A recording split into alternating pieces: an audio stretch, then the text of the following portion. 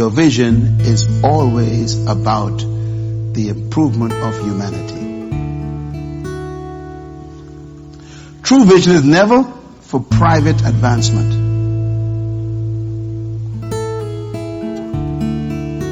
True vision is always defined by the ability to improve other people's lives. All true vision is about improving other people. So if you have a vision of a big house, I see a big house. That's not vision, that's ambition. Matter of fact, it's called private ambition. That's not a vision. True vision is always about people. I have a dream. I see the day coming when little boys, little girls, he saw other people achieving greatness.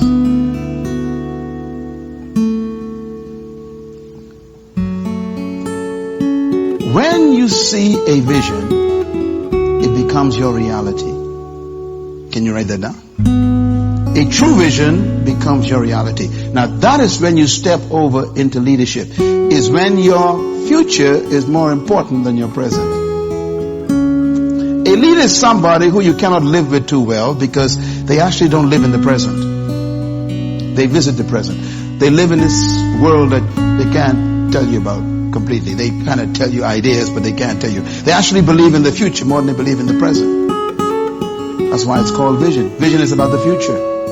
When a person captures a vision that they believe more than the present, then passion takes over their lives. Now passion is important because passion is a desire that is stronger than death.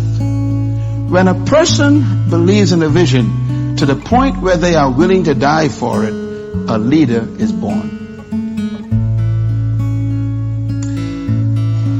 This is very important. If you were to put Bin Laden in that list, right? What would be the problem in that list with Bin Laden? Can you tell me? Let's look at the list. We got purpose, conviction, vision, passion. Okay. Bin Laden had what? Purpose. He believed that he was born, whatever, in Islam. He had what? Conviction. He believed in it so much that he thought he was important. He had what? Vision. He saw a vision of a country, Saudi Arabia, where he was born, without American influence. Only Islamic influence. That was his vision. He saw a country with pure Islam. But he had what? Passion. He was willing to what? Die. So what's the problem in that list with him? It's number 3, isn't it? His vision was not to help people, but to kill them. So if your vision is to destroy human life, it cannot be a divine vision from God. See, this list helps you identify where you are too. Is your vision to have a big house and a nice car and $1 million in the bank? Then that's not a true vision. That's ambition. Because that don't help nobody except you. So true vision is about improving other people's lives, making them better, teaching them to become great, improving them. So if your business is not to improve other people's lives, it's not a business from God.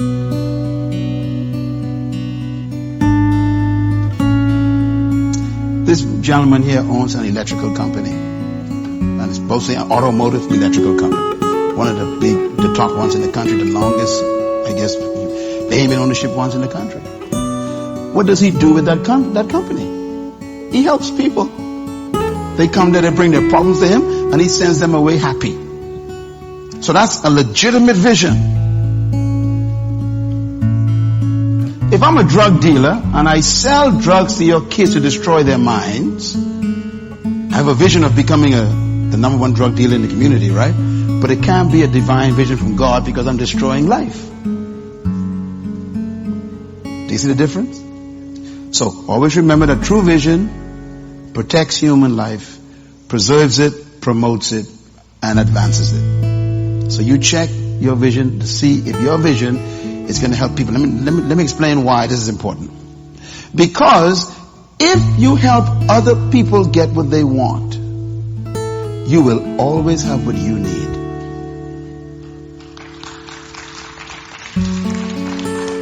And this is why giving is more important than receiving.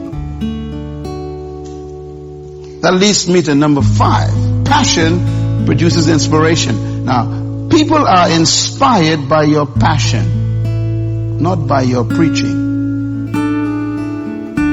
People are inspired by your passion, not by your shouting. What is passion? A willingness to die for what you believe. People are inspired when they meet someone who believes in something so deeply that they are willing to die for it. This is why, I'm just the negative example, this is why many terrorists, young people, were willing to obey bin Laden. Because they say, he's willing to die for it. He's willing to live in the mountains, in the caves. This man must be really someone who believes in this. I'm believing this too. So they strap bombs on their bodies and do exactly what he told them to do. Never ask a person to believe in something you ain't willing to die for. Passion inspires people. Inspiration is when you generate meaning in other people's lives. When you give them meaning for their lives by your passion. They begin to feel that they are doing something important if they join you because it's important to you too.